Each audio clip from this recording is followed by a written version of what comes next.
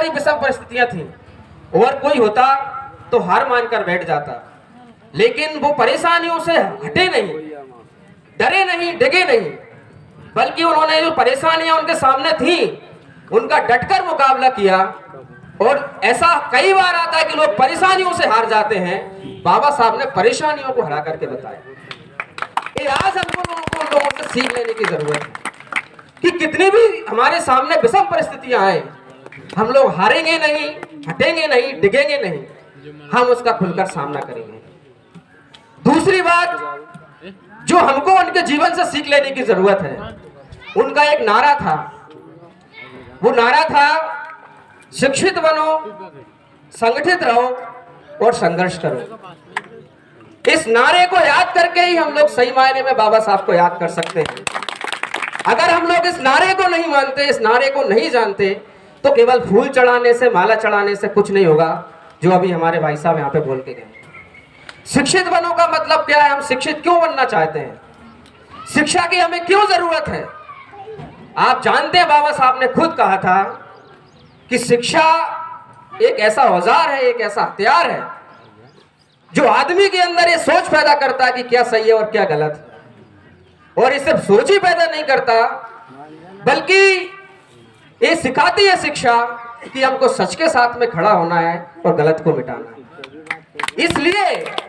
इसलिए हम लोगों को शिक्षित बनने की जरूरत है। लेकिन शिक्षित कैसे बनेंगे? सिर्फ नारे लगाने से शिक्षित बनेंगे? नारे लगाने से शिक्षित नहीं बनेंगे। शिक्षा की जो व्यवस्थाएं हैं, आज आप देखिए हमारे स्कूल कॉलेज में क्या स्थिति है। बड़े बड़े पैसे वालों के लिए कॉन्वेंट स्कूल्स हैं पढ़ने के लिए, जहां वो अच्छी शिक्षा लेंगे, लेकिन जो दबे कुचले गरीब लोग हैं उनके लिए सरकारी स्कूल खुले हैं, जहां बच्चे 8वीं में तो पढ़ते हैं लेकिन उन्हें 8 लिखना नहीं आता। जहां शिक्षक जिस ढंग से पढ़ाना चाहिए वो पढ़ाने की व्यवस्था सरकार नहीं कर रही है। तो शिक्षित बनने के लिए क्या हमको सवाल करना जरूरी नहीं है कि जो गरीब किसान मजदूर के लोग हैं उनको पढ़ने की व्यवस्था कौन करेगा? ये जिम्मेदारी सरकार की है, करना चाहिए सरकार को। नहीं कर रही है तो हमारी जिम्मेदारी आवाज उठाना चाहिए, तभी हम लोग जो बाबा साहब का नारा है शिक्षित बनो, उसको पूरा कर पाएंगे। अगर शिक्षा के लिए हम लोग कुछ नहीं बोलेंगे तो बाबा साहब का जो नारा है शिक्षित बनो, उसको हम लोग पूरा नहीं कर पाएंगे। दूसरी उनकी बात थी संगठित रहो, यानी कि बिना शिक्षा के आप संगठित भी नहीं हो सकते। हम लोग आपस में लड़ जाते हैं, छोटी छोटी बातों पे लड़ जाते हैं, चाहे कोई सी भी जाति हो, किसी भी ढंग के रूप हो, आपस में लोग बटे हुए हैं। ये जो बंटवारा है, जो शासन करने वाले लोग हैं उनकी ताकत बंटवारे में है, और इसलिए वो चाहते हैं कि लोग बटे रहें। इसलिए हम लोगों को आज इस बंटवारे को खत्म करना होगा। और ये बंटवारा खत्म कैसे होगा? इस शिक्षा से होगा। जो लोग पढ़ेंगे, लिखेंगे, समझेंगे कि आज हमको एकजुट होकर आगे आने की जरूरत है, आपस में लड़ने की जरूरत नहीं है। इसलिए हमको संगठित बनना पड़ेगा। शिक्षित भी हो गए, संगठित भी हो गए, लेकिन संघर्ष नहीं करेंगे तो ऐसे संगठित होने का और शिक्षित होने का भी कोई मतलब नहीं। संघर्ष किसके लिए? संघर्ष जो हमारे सामने हमारी समस्याएं हैं उनके खिलाफ में संघर्ष करने की जरूरत है। यानी कि जैसे मैं अभी बता रहा था कि जात पात की जो समस्या है, जातिवाद आज भी हमारे समाज में, आजादी के 76 साल तो हो ही गए, बाबा साहब के संघर्ष को भी लगभग 150 साल होने वाले हैं, लेकिन हम देख रहे हैं कि अभी हमारे समाज से वो जाति प्रथा, छुआछूत पूरी तरीके से खत्म नहीं हुआ है।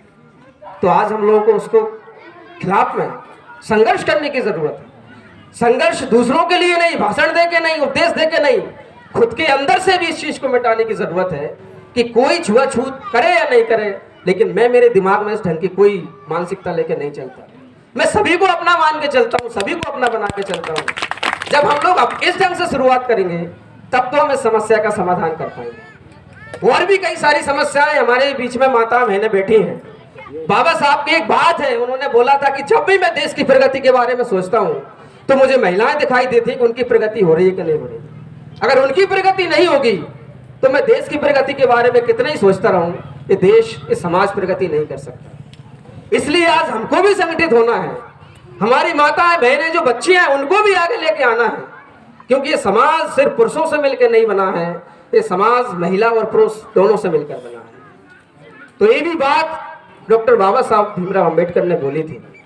इसलिए टाइम ज्यादा हो जाएगा, काफी है बोलने के लिए, और उनके बारे में हम सब इतना सब कुछ नहीं बोल सकते जिनके बारे में हम लोग बोल रहे हैं।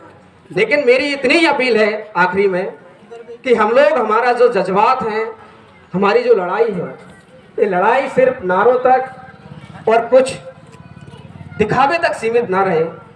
असलियत में जिन लोगों के लिए बाबा साहब ने संघर्ष किया, हम लोगों को उन तक पहुंचकर उनके लिए संघर्ष करना है। जो राजनीति की बात आई कि अगर राजनीति के लिए हम लोग संघर्ष करेंगे तो इनको हम लोग कभी सही ढंग से नहीं मान पाएंगे। इसलिए जो वाकई में दबे कुचले लोग हैं, उनको उठाने के लिए जो संघर्ष करेगा, वो ही बाबा साहब के लिए संघर्ष करेगा, बाकी सब दिखावे के लिए होगा। धन्यवाद।